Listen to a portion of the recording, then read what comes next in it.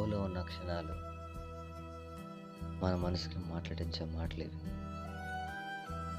ప్రేయసి కోసం ఏదైనా చేస్తాం, ఎలాగైనా బతుకుతాం, తను లేకపోతే నేను లేవు, తనే నా జీవితం, తనే నా సర్వస్వం అనుకుంటాం. కానీ మనకు తెలిసిన విషయం ఏంటంటే తను ఎప్పుడైనా మనల్ని వదిలేస్తుంది.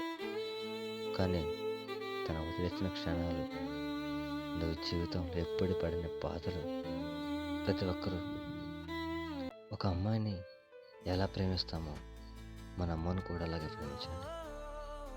లవర్ ఫోన్ చేయగానే 10 నిమిషాలు గంటలు మాట్లాడతాం. అమ్మ ఫోన్ చేయగానే ఒక 1 మినిట్ కూడా మాట్లాడడం.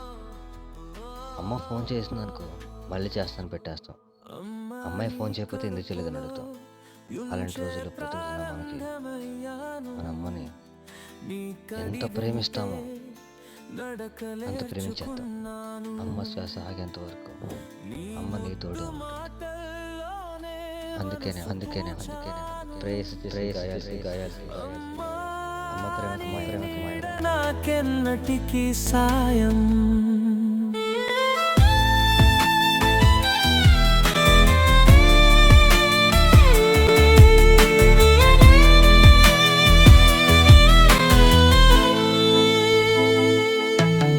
అడుగడుగునా నీవై నడిపించావు, నాకెంత చెప్పినా ప్రేమను తక్కువ చేసావు.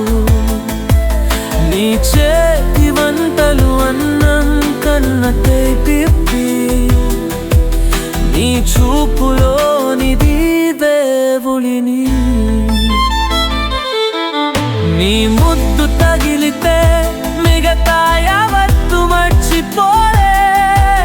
నీ కళ్ళ దగ్గరే నా లోకమంత తేలిపోయే.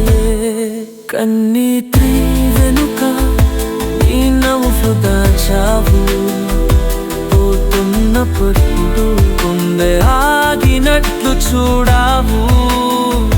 నీ గుండెల మీద నిద్రపోయినప్పుడు 100 జాతకాలు మరచిపోయినప్పుడు నీకు ధన్యవాదాలు చెప్పే తప్పిపోతుందో. నీ ప్రేమకు సరిపోతుంది ఏ పాత్రైనా.